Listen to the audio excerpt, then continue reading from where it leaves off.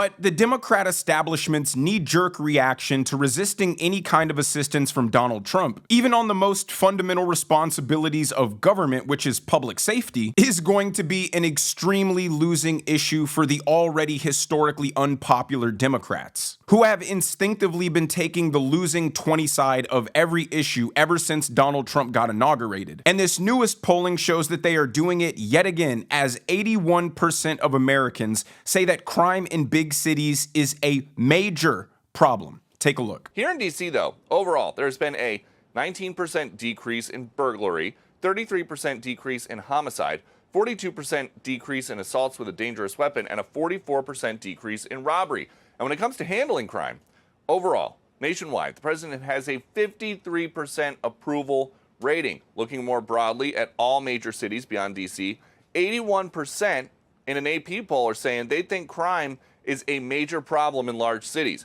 18% say a minor problem. Just 1% say not a problem at all. So this isn't even a partisan issue. It's just a common sense issue. You don't need polling to tell you that a majority of Americans think that crime is a problem and would prefer for their politicians to put their personal grievances with Donald Trump to the side and actually fix it. But I always remind people that despite the Democrat Party being historically unpopular, they're still riding that 19% approval rating. And what did that polling reveal? That 18% say that crime is a minor problem and 1% say that it's not a problem at all. There's your 19%. I saw a post on X that described this Trump deranged phenomenon. It was this white lady in Chicago telling her story about how last year she was carjacked, and in the process the assailants broke her arm. And this horrible attack left her traumatized, rightfully so, and afraid and scared to roam around her city. But she concludes, despite the physical and emotional trauma,